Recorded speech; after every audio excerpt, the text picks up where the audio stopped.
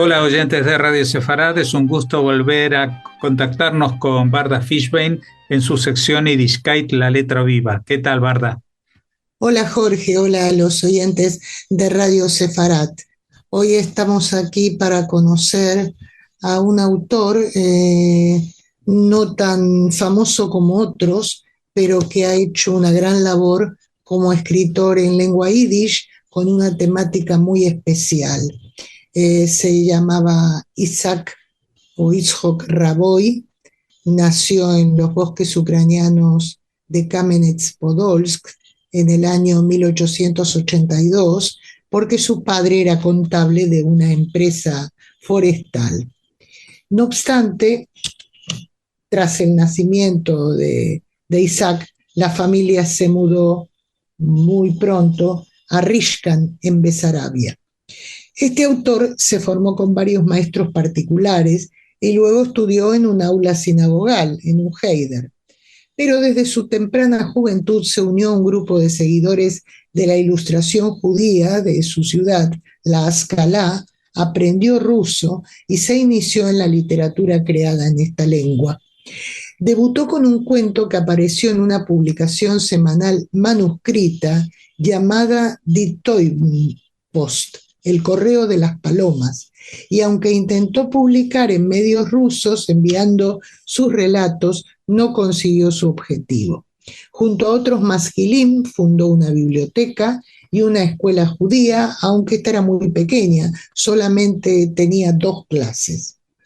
En 1904 emigró a Estados Unidos.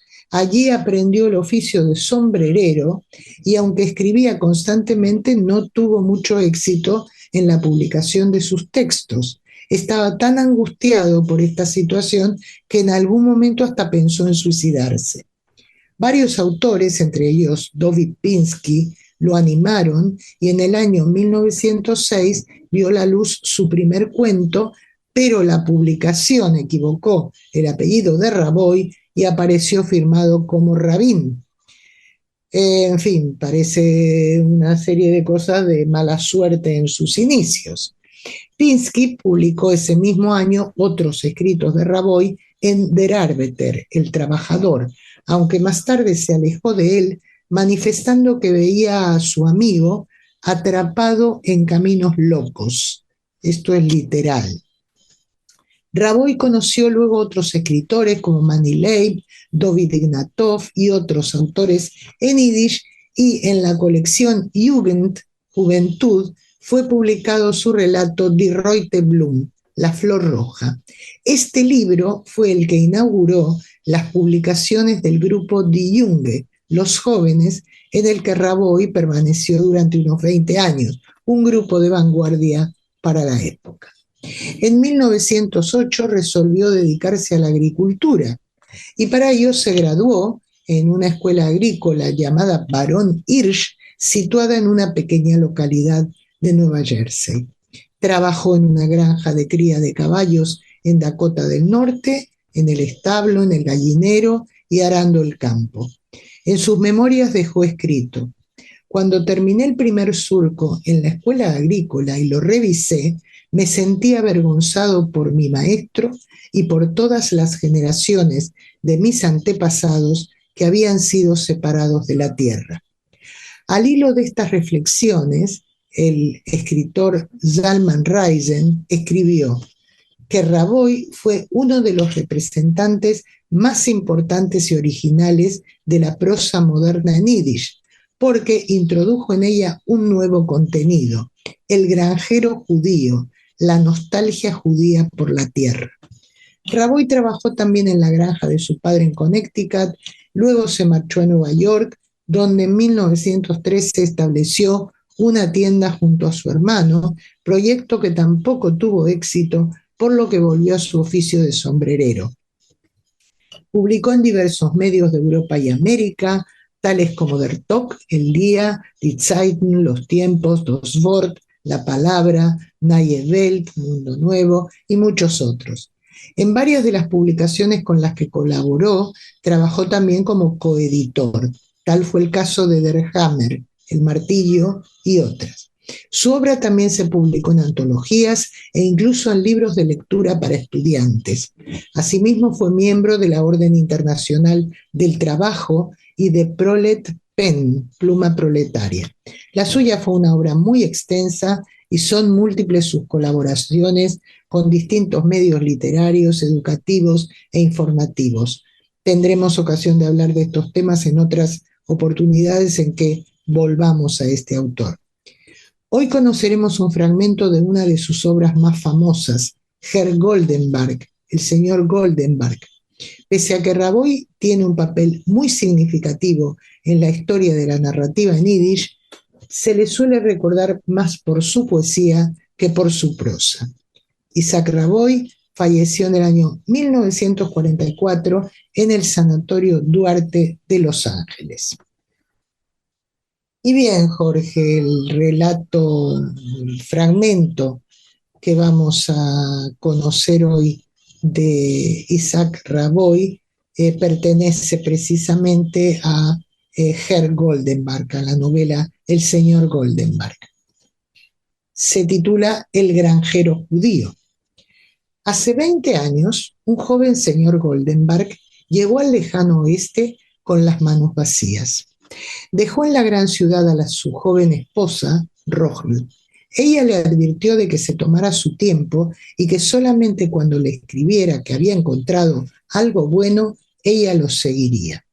Él llegó a las Dakotas y escogió una granja que consistía en 160 acres de terreno en el que nadie había puesto un pie desde la más remota antigüedad.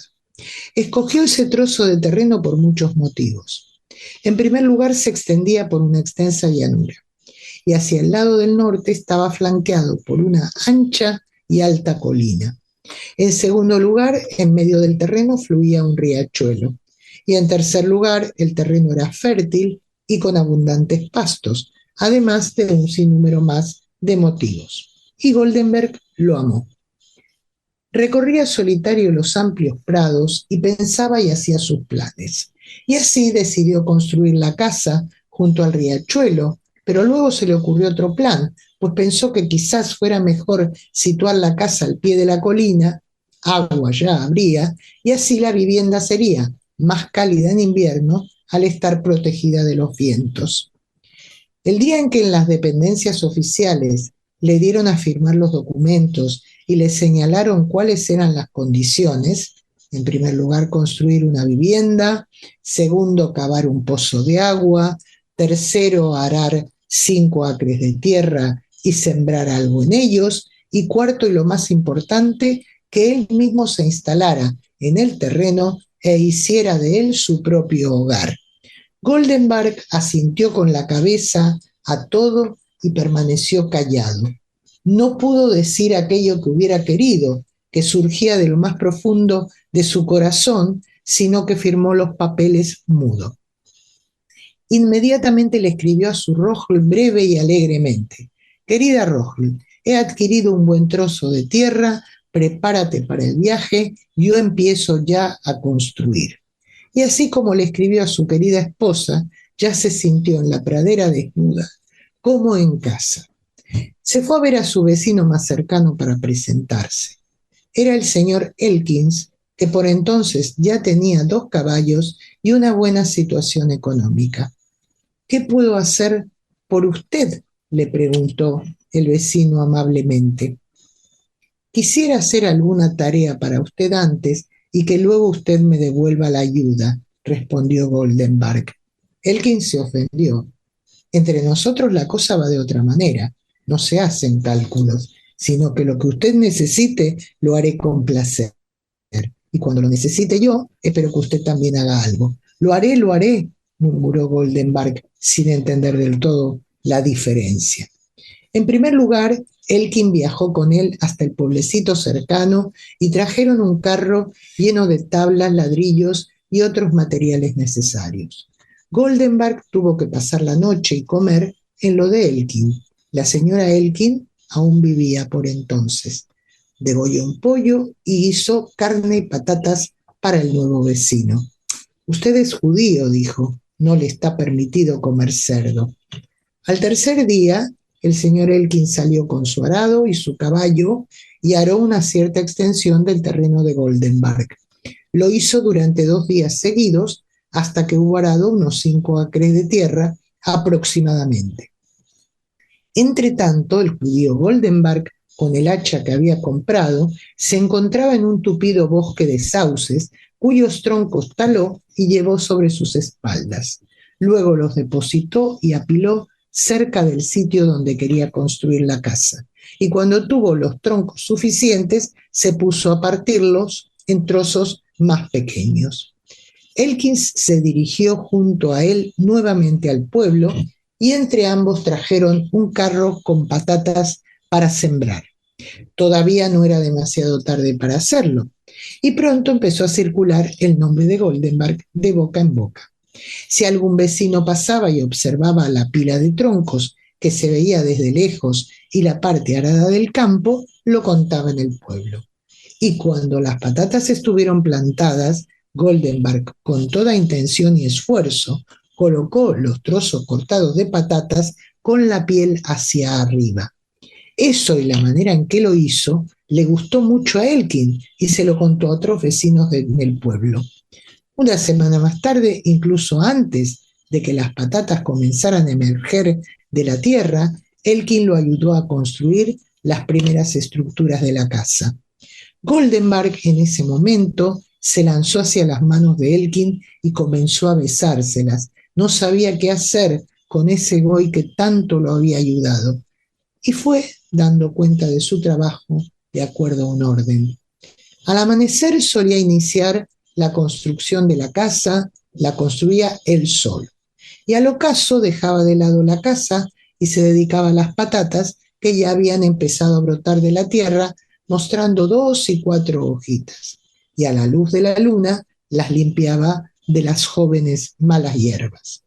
Esto se relató en el pueblecito y el judío adquirió un buen nombre y ya se lo valoraba como hombre de grandes ganancias y una buena casa. Más tarde, cuando ya había resuelto lo de la casa, que se componía de una habitación cuadrada, una cocina pequeña con un horno de piedra, y cuando ya había excavado el pozo de agua y rodeado su boca circular con piedras dispuestas a su alrededor, momento en que los vecinos vinieron a ver el prodigio, recién entonces Goldenbarg mandó a buscar a su esposa.